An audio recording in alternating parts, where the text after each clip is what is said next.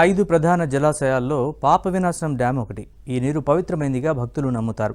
ఇక్కడికొచ్చే భక్తులు ఈ నీటిలో స్నానం చేసి ఆధ్యాత్మిక శుద్ధిని పొందుతారు.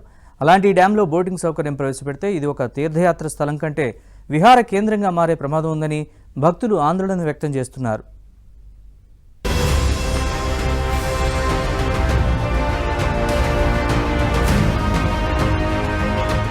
తిరుమల అత్యంత పవిత్రమైన పుణ్యక్షేత్రం.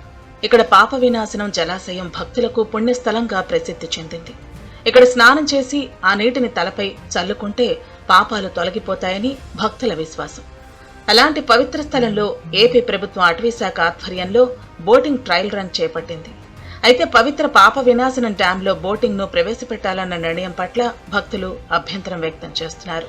పవిత్ర పుణ్యక్షేత్రమైన తిరుమలను విహారయాత్రగా మార్చవద్దని భక్తులు కోరుతున్నారు. తిరుమలలోని 5 ప్రధాన జలాశయాల్లో పాప వినాశనం డ్యాం ఒకటి. ఈ నీరు పవిత్రమైనదిగా భక్తులు నమ్ముతారు. ఇక్కడకు వచ్చే భక్తులు ఈ నీటిలో స్నానం చేసి ఆధ్యాత్మిక శుద్ధిని పొందుతారు. అలాంటి ఈ డ్యాంలో బోటింగ్ సౌకర్యం ప్రవేశపెడితే ఇది ఒక తీర్థయాత్ర స్థలం కంటే విహార కేంద్రంగా మారే ప్రమాదం ఉందని భక్తులు ఆందోళన వ్యక్తం చేస్తున్నారు. ఈ నిర్ణయం తిరుమల ఆధ్యాత్మిక వాతావరణాన్ని దెబ్బతీస్తుందని, భక్తుల మనోభావాలను గాయపరుస్తుందని అంటున్నారు.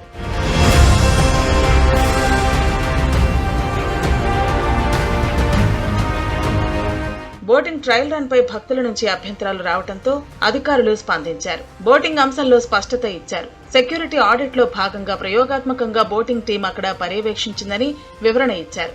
ఇక్కడి నుంచి బాలపల్లె, చిట్వేల్ అటవీ ప్రాంతం వరకు బయోస్పియర్ సరిహద్దులున్నందున రక్షణకు ఈ ప్రదేశం కీలకమవుతుందన్నారు.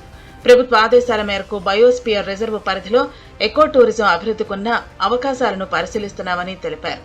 తిరుమల వంటి పుణ్యక్షేత్రం పరిధిలో ఇలాంటి ప్రత్యేక కార్యక్రమాలు చేపట్టే ముందు అందరి అభిప్రాయాలు తీసుకుంటామని, సమ్మతి లభిస్తేనే ముందుకెడతామన్నారు.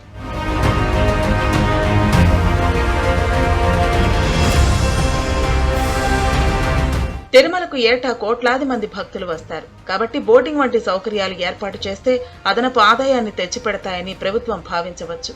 అయితే ఈ నిర్ణయంపై సర్వత్రా విమర్శలు వ్యక్తమవుతున్నాయి. తిరుమల పవిత్రతను కాపాడాలని భక్తులు కోరుతున్నారు. ఏపీ అటవీ శాఖ మంత్రిగా పవన్ కళ్యాణ్ ఉన్నారు. ఆయన సనాతన ధర్మ పరిరక్షణ కోసం ఉద్యమిస్తున్నారు. అలాంటి ఆయన ఆధ్వర్యంలోనే తిరుమలలో బోటింగ్ ప్రవేశపెట్టాలని ఆలోచిస్తూ ఉండటం ఆశ్చర్యంగా ఉందని, ఈ విషయంలో పవన్ చొరవ తీసుకుని బోటింగ్ ప్రవేశపెట్టకుండా చూడాలని సనాతన ధర్మ పరిరక్షకులు కోరుతున్నారు. పాప వినాశనం జలాల పవిత్రతను కాపాడాలని విజ్ఞప్తి చేస్తున్నారు.